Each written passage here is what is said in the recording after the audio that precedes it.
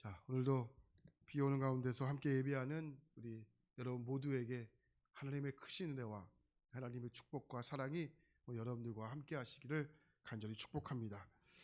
주일 일부 예배는 새벽 예배를 이어서 말씀을 전하고 있습니다. 오늘은 예레미야 13장의 말씀을 전하겠습니다.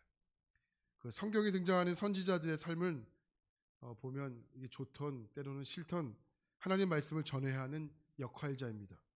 하나님 말씀은 여러 가지의 방법이 있습니다. 말로 전할 수도 있고 또 삶으로 전할 수도 있고, 말로 전하던 삶으로 전하던 뭐가 중요하냐 이렇게 따질 수도 있겠지만 설교자들은 이렇게 말로 전하는 것이 중요하다라고 보시는 분들도 있고, 설교는 삶이다라고 하시는 분들도 있고, 사실 뭐가 중요한지를 결정하기가 어렵습니다.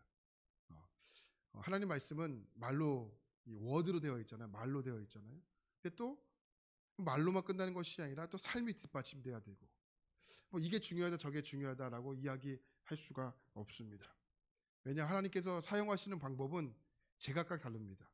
어떤 분들은 말로 사용하시는 분들도 있고, 어떤 분들은 삶으로 사용하시는 분들도 있고, 그러니까 이게 옳다 저게 옳다 따질 필요가 없습니다.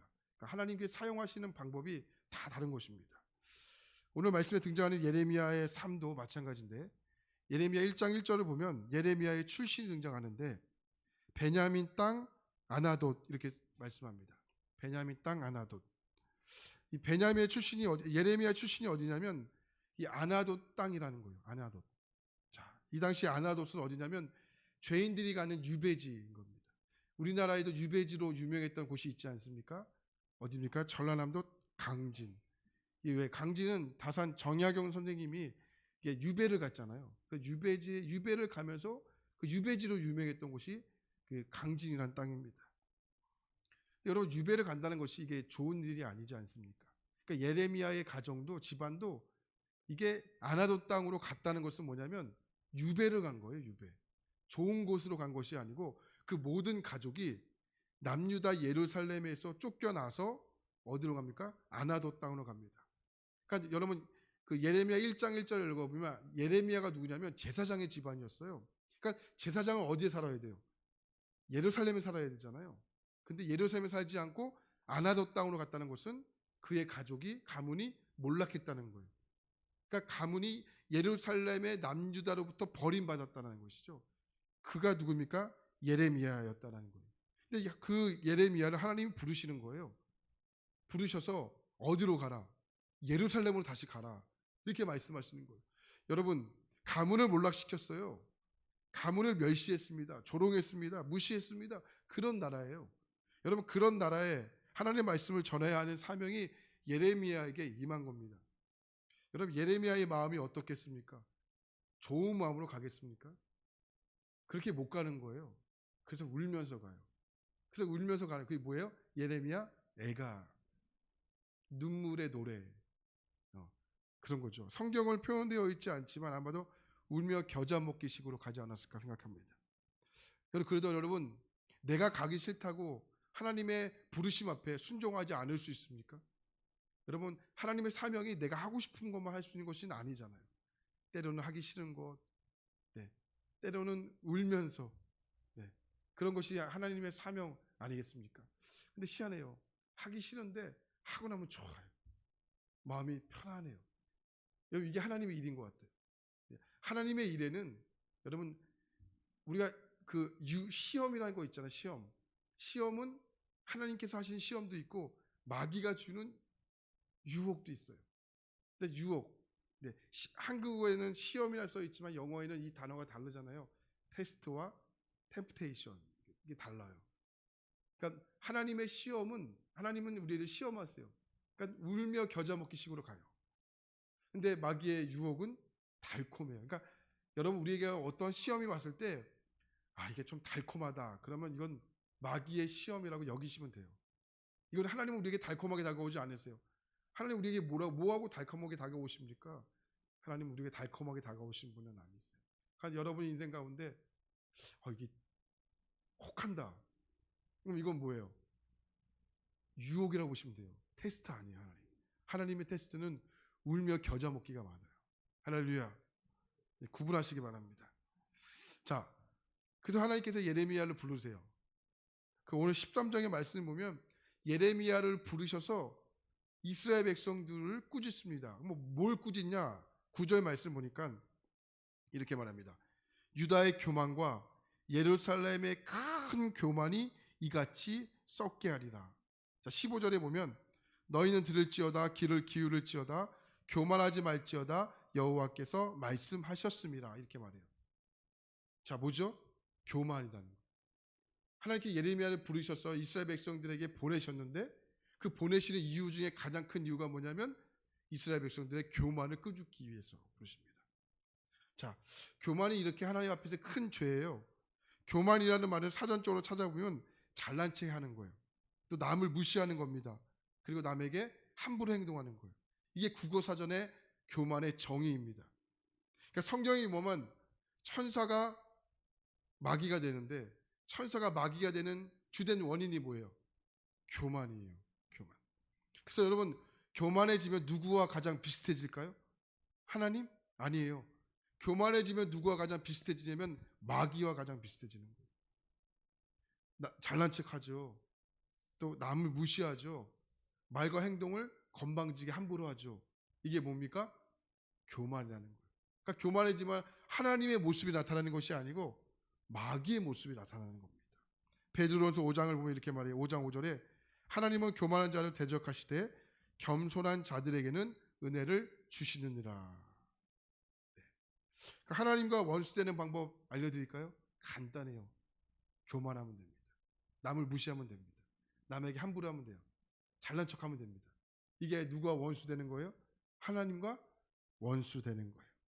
자, 그럼 반대로 겸손하면 하나님 무엇을 주실까요? 은혜 주세요. 구약 성경에서 은혜를 축복이라고 이야기하거든요. 네. 그래서 은혜와 축복을 받는 그릇은 간단합니다. 뭐예요? 겸손하면 돼요. 잘난 척 안 하면 돼요. 남에게 함부로 안 하면 됩니다. 그리고 남을 높이시면 돼요. 이게 은혜와 축복을 받는 그릇이라는 거예요. 자, 그래서 여러분 교만하면 은혜도 축복도 받지 못하지만 겸손하면 하나님께서 은혜와 축복을 주신다. 그래서 오늘 말씀이 뭐예요? 듣는 것이 겸손, 안 듣는 것이 교만. 자, 이렇게 구분되는 겁니다. 자, 교만해지면 하나님과 관계가 좋아지겠습니까? 치명적으로 되는 것이죠. 그래서 교만해지지 않기 위해서 가장 먼저 해야 할 일이 뭘까요? 그게 말씀을 들어야 되는 거예요. 하나님의 말씀을 들어야 되는 거예요. 솔로몬 볼까요? 열왕기하 3장을 보면 하나님이 솔로몬을 왕으로 세우시는데 하나님 너무 기뻐하세요. 너무 흡족해 하세요.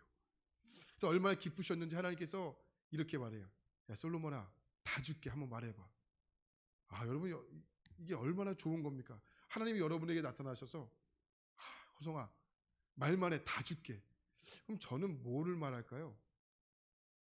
저 뭘 말할 것 같으세요? 어떻게 말할 것 같이 생겼어요? 그 솔로몬에게 말하는 거야. 솔로몬아, 네가 너무 좋다. 한번 말해봐. 뭐 부줄까? 아니면 오래 사는 장수 줄까? 솔로몬 뭐래요? 아, 하나님 저 부도 아니에요. 저 장수 아니에요. 그럼 뭘 줄까? 지혜 달라고 하죠. 지혜가 뭐예요? 저희 아내의 이름이 지혜인데. 저기 결혼하기 전에 지혜 달라고 진짜 기도했거든요. 지혜 주셨어요. 하나님께 지혜 주시잖아요. 지혜가 뭘까? 성경 말씀에 보니까 솔로몬이 하나님께 이렇게 구해요. 열왕기하 3장 9절에 보니까 하나님 종에게 듣는 마음을 주세요. 이렇게. 하나님의 말씀을 들을 수 있는 마음을 내게 주시기를 원합니다. 지혜가 뭘까? 하나님 말씀을 듣는 마음이라는 거예요. 할렐루야. 그렇기 때문에 교만해지지 않는 방법은 확실해요. 하나님 말씀을 들어야 하는 거예요. 반대로 말씀 듣지 않으면 어떻게 된다는 거예요? 교만해진다는 거예요. 솔로몬이 말년에 가면 11장은 솔로몬의 말년인데 우상 숭배하고 이방 여인들 결혼하는데 하나님께서 솔로몬을 그냥 놔두신 것이 아니고 두 번 나타나세요. 그리고 엄히 경고하시죠. 솔로몬은 그렇게 안 돼. 너 그거 안 돼. 두 번 엄히 경고합니다. 근데 솔로몬이 어떻게 하냐? 11장 9절에 보니까 솔로몬이 마음을 돌려 여호와 하나님을 떠났다 이렇게 표현해요. 뭘 돌려요? 마음을 돌렸다. 이게 원어 성경을 보니까 듣는 마음을 없애버렸다는 거예요. 듣는 마음을 없애버렸다. 솔로몬이 처음 하나님께 구한 것이 뭐죠? 듣는 마음을 구했잖아요. 듣는 마음을 구했을 때 하나님 너무 기뻐하셨잖아요. 그런데 11장에 와서 시간이 지나면서 우상을 숭배하고 이방 여인들과 결혼하면서 지금 무엇이 바뀌었어요? 듣는 마음을 잃어버렸다는 거예요. 열왕기상 3장과 열왕기상 11장의 모습이 완전 달랐답니다. 그 정확한 기준이 뭡니까? 듣는 마음이라는 거예요. 마찬가지예요. 우리의 삶도 열왕기하 3장에 있을 수 있고 열왕기하 11장의 삶이 될 수 있는데 그 기준이 무엇입니까? 듣는 마음이라는 거예요. 그러니까 들으면 겸손해지고 듣지 않으면 교만해지는 거예요. 그 기준이 뭡니까? 듣는 마음에 있다는 겁니다. 오늘 예레미야 13장을 보면 하나님께서 교만해진 이스라엘 백성들에게 시청각으로 교육하시는 겁니다. 좀 전에도 말씀드렸지만 선지자는 여러 가지를 통해서 하나님의 말씀을 증거한다고 말씀드리지 않았습니까? 말을 통해서 증거하고 삶을 통해서 증거하고 또 하나가 있어요. 그게 뭐냐면 어떠한 상징을 통해서 하나님 말씀을 증거하십니다. 자, 예레미야가 선지자로 불렀습니다. 하나님께서. 그러니까 선지자로 불렀다는 것은 이스라엘 모든 사람들이 예레미야를 다 알고 있었다는 거예요. 예레미야의 일거수일투족을 많은 사람들이 다 관찰하고 있습니다. 그러니까 예레미야가 어떤 말을 할까? 예레미야가 어떤 행동을 할까? 그러니까 이스라엘 백성들에게는 이게 관심사였어요. 자, 근데 어느 날 하나님께서 예레미야에게 말씀하시는 거예요. 자, 오늘 말씀 1절을 보겠습니다. 오늘 말씀 1절 말씀을 보니까 이렇게 말씀하죠. 함께 보겠습니다. 시작. 여호와께서 이와 같이 내게 이르시되 너는 가서 뱃띠를 사서 내 허리에 띠고 물에 적시지 말라 하시기로. 자, 하나님께서 예레미야를 부르셔서 1절 이렇게 말합니다. 예레미야, 너 가서 배로 만든 띠를 사서 허리에 띠고 제발 그거 물에 적시지 마라, 이렇게 말하는 거예요. 여러분, 제사장들이 입는 옷을 세바포라고 그러는데 그것을 가리켜 에봇이라고 불러요. 에봇이라고 부르면 좀 어렵잖아요. 그럼 이것을 생각하시면 돼요. 원피스 정도? 여성분이 입는 원피스. 아니면 조끼, 긴 조끼 있잖아요. 이렇게 입으시고 조끼 이렇게 해서 단추 이렇게 달고 멋부리기 위해서는 허리띠를 이렇게 하고 이렇게 끈도 이렇게 탁 내고 이렇게 하잖아요. 그게 뭐예요? 에봇이라는 거예요. 에봇. 근데 여러분, 그 이제 옷이 막 이렇게 흐트러지니까 우리가 벨트를 매잖아요. 그죠? 허리띠를 이렇게, 저도 허리띠를 맸는데, 자, 지금 띠를 사서 허리에 매고 벨트를 이야기하는 거예요. 벨트를 물에 적시지 않게 하라. 근데 정말 이해가 안 되는 말씀이 4절과 5절 말씀. 여기까지 이해가 될 수 있어요. 자, 4절과 5절 말씀 보니까 자, 이렇게 말해요.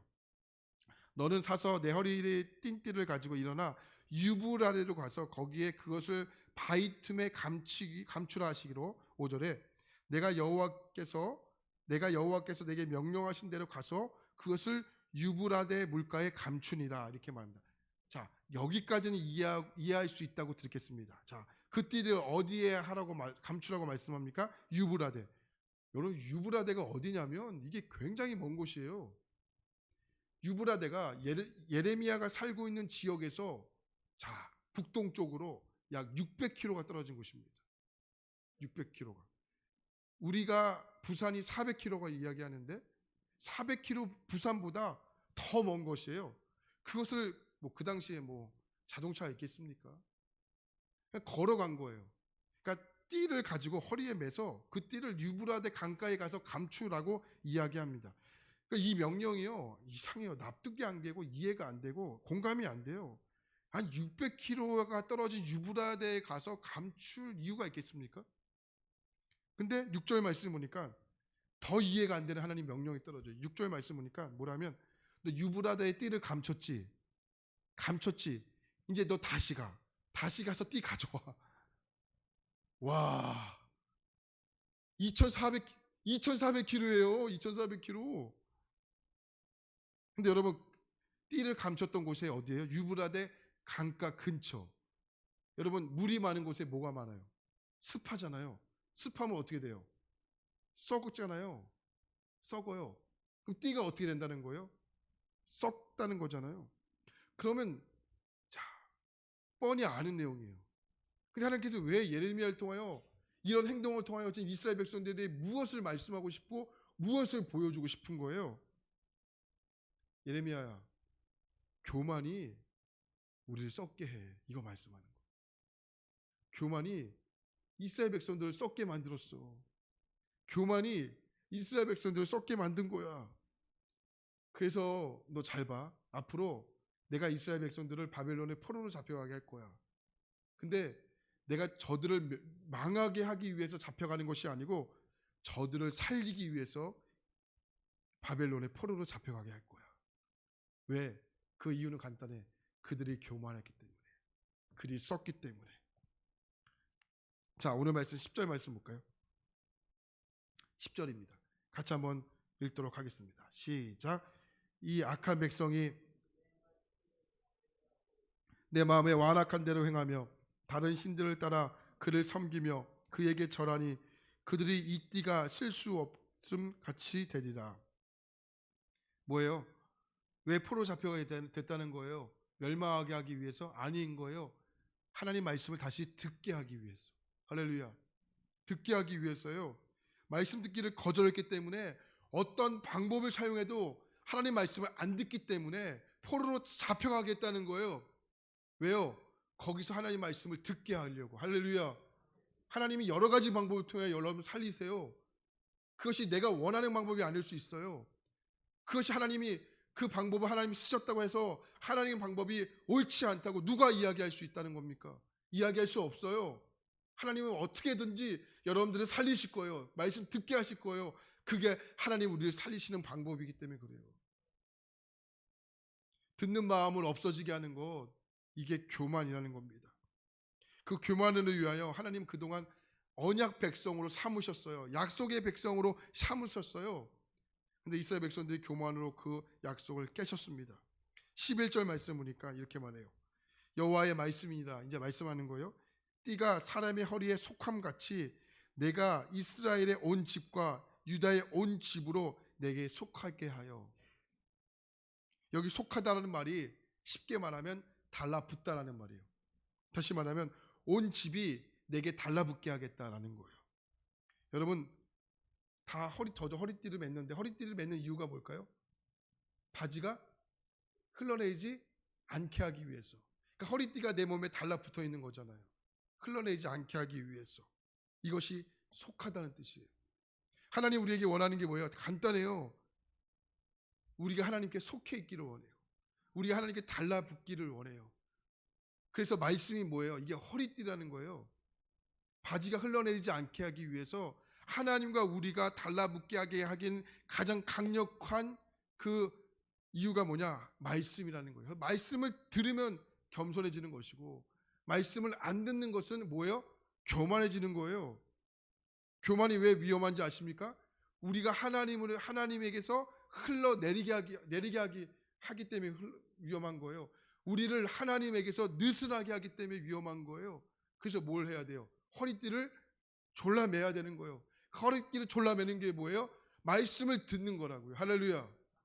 오늘 여러분 이곳에 말씀을 듣기 위해 나오신 여러분 축복합니다. 듣는 것으로부터 하나님 앞에 겸손함이 시작되는 거예요. 듣지 않으면 교만해지는 거예요. 우리가 사용하는 말 중에 저 사람 고집이 세다는 말이 있잖아요. 우리 남편은 고집이 세. 똥고집이야 막. 이게 어떤 좋은 말로처럼 우리나라는 들려왔지만 이게 좋지 않아요. 특히 그리스도인들에게 똥고집은 뭐예요? 말씀을 듣지 않겠다는 거잖아요. 자기 마음대로 살겠다는 거잖아요. 허리띠를 풀리겠다는 거잖아요. 말씀을 듣지 않겠다는 바라기잖아요. 그러니까 여러분 똥고집을 자랑하지 않길 축복합니다. 하나님 앞에서 똥고집은 자랑이 아니에요. 못하고 자랑합니까? 똥고집은 자랑이 아니에요. 성경에서 가장 똥고집 중에 똥고집이 누군지 아십니까? 출애굽기에 등장하는 바로왕이에요. 바로왕을 가리켜 뭐라고 이야기해요? 하나님께서 야 쟤는 완악해. 쟤는 그냥 강팍해. 그냥 이렇게 하잖아요. 강팍해 이렇게 하잖아요. 쟤는 완전 똥고집이야. 그럼 왜 바로를 가리켜 왜 하나님께서 완악하다고 똥꼬지라고 이야기했을까요? 하나님이 이렇게 얘기해요. 쟤는 우상을 숭배했던 자야. 그러니까 여러분 똥꼬집은 뭐예요? 우상을 숭배하는 자와 똑같은 거예요. 할렐루야. 저는 여러분들이 똥꼬집이 되지 않기를 축복합니다. 우리 아내는 똥꼬집이 없어요. 우리 남편이 예수 믿고 똥꼬집이 없어요. 이렇게 돼야 되는 거예요. 할렐루야. 그렇기 때문에 하나님의 자녀인 우리에게 고집이 세다는 거 좋은 것이 아닙니다. 이 교만입니다. 하나님께서 이스라엘 백성들에게서 말씀하는 거예요. 제발 들어라. 15절 말씀 보십시오.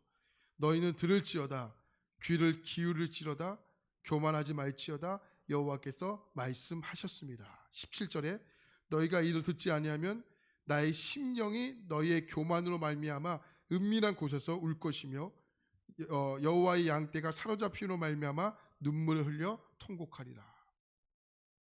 이스라엘 백성들이 여러분 바벨론의 포로로 잡혀갔을 때 울면서 가요. 시드기야 왕이 두 눈이 뽑혔잖아요.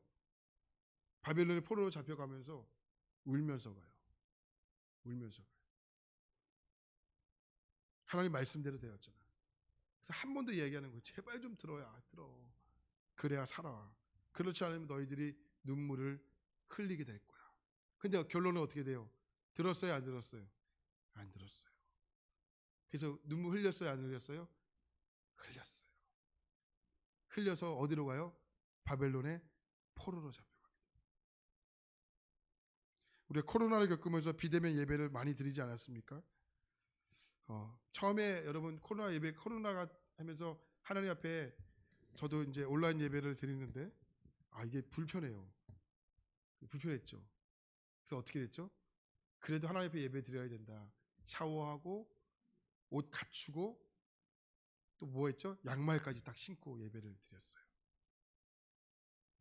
근데 그렇게 예배를 드리면서 우리에게 찾아온 것이 뭐 어떤 약점이 생겼냐면 점점점 이게 듣지 않는 약점이 생기기를 시작했어요. 누가 보지 않으니까 물 마시러 갔고요. 화장실에 갔고 딴짓을 했어요. 근데 참 신기하죠? 뭐가 이제 기억돼요? 내 몸에서 이게 기억이 되는 거예요. 온라인 예배 드리면서 물 마시러 가는 게 내 몸이 기억이 됐고 딴짓하는 게 내 몸에 이게 기억이 되면서 안 듣게 돼요. 그러니까 온라인 예배를 드리면서 우리 가운데 가장 나타냈던 그것이 뭐냐면 교만함이 쌓이게 된 거예요. 왜요? 듣지 않으니까. 그렇기 때문에 여러분 우리 몸이요 교만함이 기억하게 만들어 주시면 안 됩니다. 우리의 몸이 자꾸만 기억되게 만들면 안 됩니다. 하나님의 말씀을 듣지 않는 것에 있어서 내 몸이 기억되게 만들지 않는 것이 축복입니다. 근데 내 몸은 자꾸 기억이 되는 거예요. 집에서부터 예배 드리니까 화장실로 가게 되고 목사님 그럼 매력운데 가야죠. 당연히 가야죠. 목 마른데 당연히 마셔야죠. 근데 그게 몸에 기억이 된 거예요. 그러니까 자꾸 가는 거죠. 그러면서 뭐가 안 들려요? 말씀이 들리지가 않게 되는 거예요. 여러분 하나님 말씀은요 우리의 몸을 불편하게 만드셔야 돼요. 말씀을 듣기 위해서 우리 몸을 불편하게 만드셔야 됩니다. 저는 정말 오늘 이렇게 비가 오는 가운데서도 오늘 여러분들 이른 아침부터 이렇게 예쁘게 또 아름답게 멋지게 단장하고 오신 정말 여러분들을 정말 축복해요. 정말 이곳에 와서 예배를 사모하기 위해서. 그러다고 영상 예배 들으신 분들은 안 축복하는 건 아니고요. 여러분들도 축복하죠. 그런데도 불구하고 이곳에 와서 예배 드리신 여러분 축복합니다. 여러분 교만으로부터 나를 지키는 방법 간단합니다. 그러나 힘들어요. 그게 뭐예요? 말씀을 듣는 거예요. 할렐루야. 오늘 한 주간 시작되는데 좀 마음에 다짐하고 한번 돌아가시면 좋겠는데 한번 저를 따라서 한번 마지막에 다부지게 한번 선포하고 한번 돌아가실까요? 자, 두 손을 불끈 쥐고 자, 저를 한번 선포하겠습니다. 하나님의 말씀을 잘 듣는 것이 겸손이고 안 듣는 것은 교만이다. 시작.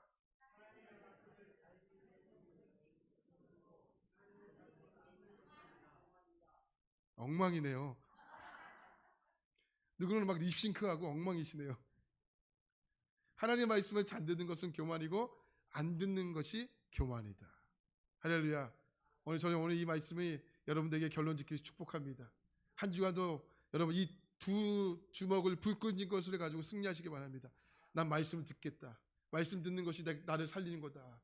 말씀이 안 들려지는 것이 나를 죽이는 거다. 말씀 듣는 것 겸손해지는 것이고 겸손해 주시면 구약에서도 축복해 주겠다. 은혜 주겠다 말씀하셨어요. 근데 교만하면 어떻게 되는 거예요? 죽어요, 죽어. 하나님이 죽는 것이 아니고 제가 죽고 여러분들이 죽어요. 죽으면 살맛 없잖아요. 여러분, 살맛 나는 세상 뭐예요? 말씀 듣는 거예요. 할렐루야.